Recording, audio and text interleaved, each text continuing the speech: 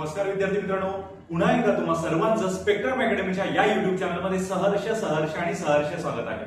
मित्रांनो, आजच्या व्हिडिओमध्ये आपण एमपीएससी ग्रुप सी याच्या रिलेटेड जी नवीन जाहिरात आलेली आहे त्याची संपूर्ण माहिती बघणार आहोत आणि जाणून घेणार आहोत की कोणकोणती पदे त्यामध्ये दिलेली आहे, तुमची काय काय पात्रता पदासाठी लागणार आहे आणि एज लिमिट सुद्धा काय काय लागणार आहे याच्याबद्दल संपूर्ण माहिती या व्हिडिओमध्ये आपण जाणून घेणार आहोत। त्याच्यामुळे हा व्हिडिओ सुरुवातीपासून शेवटपर्यंत नक्की बघा आणि चॅनलला अजूनही सबस्क्राइब केलेलं नसेल तर चॅनलला सुद्धा सबस्क्राइब नक्की करून घ्या, कारण की यासारख्या नवनवीन नोटिफिकेशन तुम्हाला या चॅनलवर जे आहे ते मिळतात। त्याच्यामुळे जास्त वेळ न गमावता आजचा आपला हा व्हिडिओ जो आहे तो चालू करूया।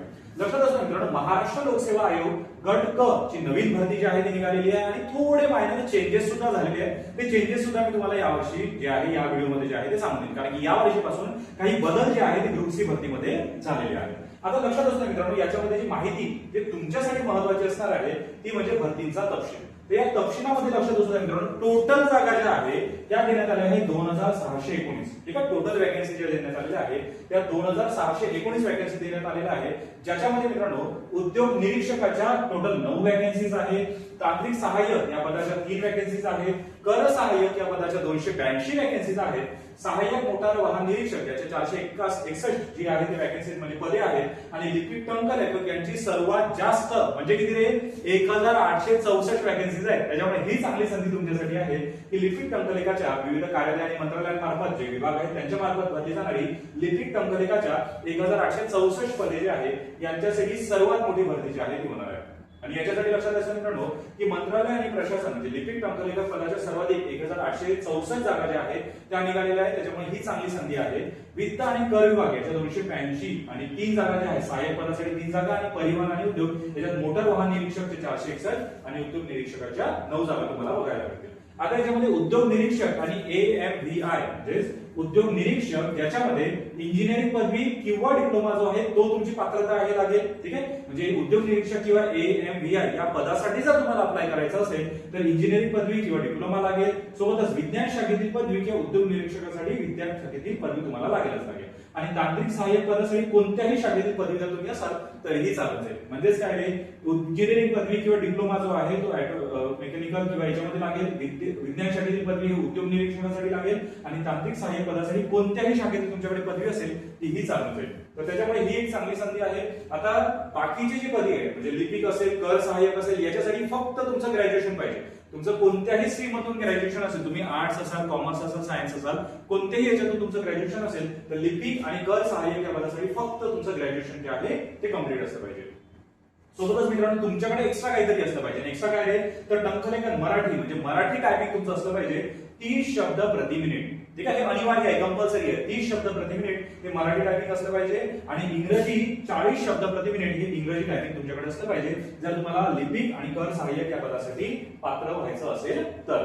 आता लिपिक टंकलेखाच्या मित्रांनो 1864 म्हणजे सर्वात जास्त जागा तुम्हाला याच्याच बघायला मिळेल, त्याच्यामुळे ही एक चांगली संधी तुमच्याकडे आहे। जर टायपिंग वगैरे झालेलं असेल तर अजिबात ही संधी दौडू नका आणि लगेच याचा फॉर्म जो आहे तो भरून घ्या। आणि उद्योग आणि तांत्रिक सहाय्यक याच्या मात्र सर्वात कमी जागा ज्या आहे टोटल इथे 12 जागा तुम्हाला बघायला मिळून जातील। आता याच्यामध्ये जी वयाची गणना केली जाणार आहे मित्रांनो, ही गणना 2026 च्या 1 ऑक्टोबर नुसार केली जाणार आहे। म्हणजे 1 ऑक्टोबर पर्यंत तुमचं वय किती असलं पाहिजे तर 1 ऑक्टोबर पर्यंत जर तुम्ही ओपन कॅटेगरीतून असाल तर तुमचं वय 18-19 स्टार्टिंग पासून ते 38 वर्षापर्यंत असलं पाहिजे। म्हणजे 19 ते 38 पर्यंत तुमचं वय जे आहे ते असलं पाहिजे, तेव्हा तुम्ही याचा फॉर्म भरू शकता।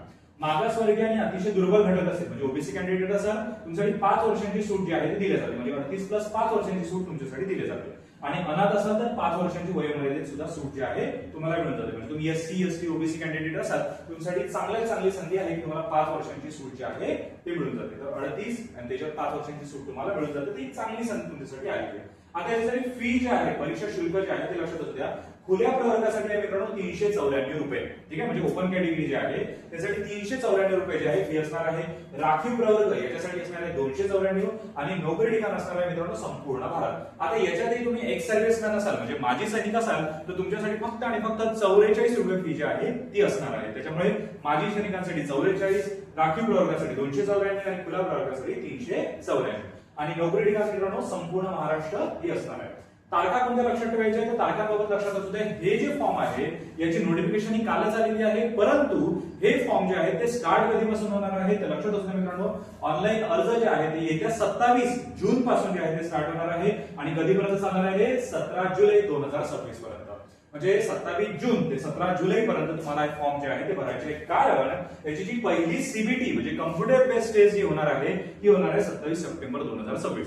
ठीक आहे. आणि सर तुम्ही कम्प्युटर बेस्ड म्हणाला तर हो, या वर्षी पहिल्यांदा एमपीएससी काय करणार आहे, हे ऑनलाईन परीक्षा जी आहे ती घेणार आहे. म्हणजे तुमचीच परीक्षा जी आहे ती पूर्णपणे कम्प्युटर बेस्ड जी आहे ती होणार आहे. त्याच्यामुळे 27 सप्टेंबर 2026 ला तुमची एक्झाम जी आहे ती प्रॉपर वे जी आहे ती कंडक्ट केल्या जाईल. ठीक आहे. तर ही होती मित्रांनो संपूर्ण माहिती. कदाचित तुम्हाला ही माहिती आवडली असेल, तुम्हाला ही माहिती पटलीही असेल आणि याच्याबाबत अजूनही काही शंका निरसन तुमचं असेल तर तुम्ही काय करू शकता, त्याच्या रिलेटेड जे पण क्वेश्चन असेल ते कमेंट बॉक्समध्ये मांडू शकता. त्याच्या रिलेटेड उत्तर देणे हे माझं काम आहे. त्याच्यामुळे नेमका फॉर्म कसा भरावा, सर सिलेबस काय काय असेल, आम्ही पात्र असू की नाही, आम्ही ऑलरेडी हा फॉर्म भरलेला आहे, आम्ही हा फॉर्म भरू शकतो की नाही, असे कोणतेही काळी मात्र जरी प्रश्न असतील ना ते कमेंट बॉक्समध्ये नक्की मांडा. मी नक्की त्याचं उत्तर जे आहे ते देईलच. आणि लक्षात असतं मित्रांनो की ज्या विद्यार्थ्यांना याची खरी गरज आहे त्या विद्यार्थ्यांना सुद्धा हा व्हिडिओ जो आहे तो नक्की शेअर करा. आणि चॅनलला अजून सबस्क्राईब केले नसेल तर चॅनलला सुद्धा सबस्क्राईब नक्की करून घ्या. आणि याच्या रिलेटेड तुम्हाला कोणतेही कोर्सेस हवे असतील ना मित्रांनो तर तुम्ही स्पेक्ट्रम अकॅडमीच्या ऍपवर जाऊन स्पेक्ट्रम अकॅडमीच्या युट्यूब चॅनलच्या माध्यमातून ती संपूर्ण कोर्सेसची माहिती जी आहे ती घेऊ शकता. सोबतच तुमच्या नजीकच्या ठिकाणी तुम्ही स्पेक्ट्रम अकॅडमीला व्हिजिट करून सुद्धा तुमची संपूर्ण माहिती, कोणत्याही कोर्सेस बद्दलची संपूर्ण माहिती या एकाच ठिकाणी मिळवू शकता. ठीक आहे. आणि आपल्या ज्या ब्रांचेस आहेत मित्रांनो या संपूर्ण महाराष्ट्रभर अवेलेबल आहे. छत्रपती संभाजीनगर, नाशिक, पुणे, धुळे, कोल्हापूर, ठीक आहे, नागपूर या संपूर्ण ठिकाणी जे आहे आपल्या ब्रांचेस अवेलेबल आहे. त्याच्यामुळे तुम्ही अगदी क्षणभरही विचार न करता डायरेक्ट तिथे जाऊन संपूर्ण माहिती घेऊ शकता आणि याची योग्य माहिती ही तुमच्यापर्यंत जे आहे ते देण्यात येईल. ठीक आहे. तर या विचाराचे आजचा व्हिडिओ इथे थांबूया. जर हा व्हिडिओ आवडला असेल लाईक शेअर नक्की करा, तुमच्या मित्रांना सुद्धा रेकमेंड करा, कधी काही स्टेटसही ठेवत चला आणि चॅनलला अजून सबस्क्राईब केलेलं नसेल तर चॅनलला सुद्धा सबस्क्राईब नक्की करून घ्या. आता पुढच्या व्हिडिओमध्ये तोपर्यंत धन्यवाद.